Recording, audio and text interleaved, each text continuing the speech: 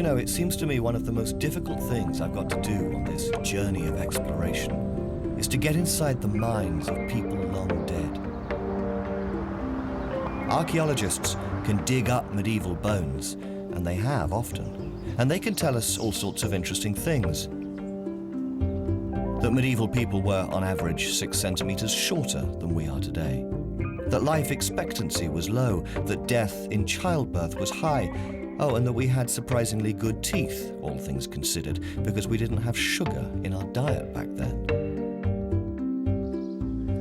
But however many bones you dig up, there's one thing archaeologists can't tell us, and that's what was going on up here. They can't teach us what medieval people were thinking.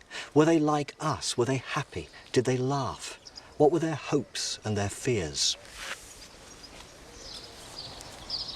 I've come to Kempley Church in Gloucestershire, one of tens of thousands of medieval churches scattered the length and breadth of England. And far more than castles, far more than manor houses, these churches allow us a way into the medieval mind.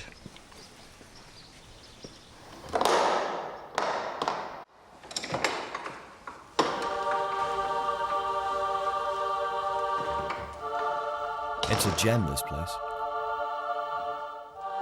It's rare to find a Norman church with its original wall paintings. Most were painted over with lime wash in the 16th century. But once, all churches boasted these elaborate decorations.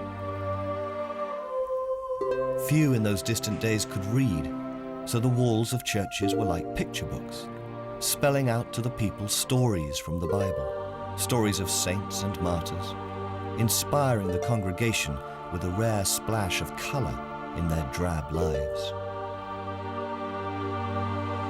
But this is what I wanted to show you. Here in the chancel, it's pretty faded, but can you make out the angel here? What we've got here is nothing less than a glimpse of heaven. Christ in his majesty, surrounded by the heavenly host. And according to the Christian faith, believed almost exclusively by every man and woman in medieval England, this is a picture of the joy available to us all after death. And straight away, this alters my perception of medieval peasants, because all of a sudden, they're not just narrow souls stuck in some muddy field.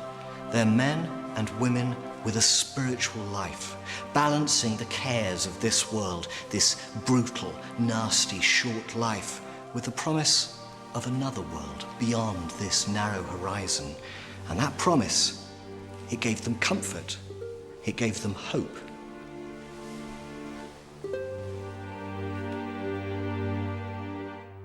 There is, of course, a flip side to all this. Christianity preaches eternal bliss, but the church, the medieval church especially, was quick to add an if. You'll go to heaven if you're good, if you come to church, if you confess your sins, if you make the church offerings, a tithe, as much as 1/10 of your income. If not, well, yes, you'll experience life after death, but it won't be in heaven. The walls of medieval churches spelt out the punishment in store for those that disobeyed the church's rules.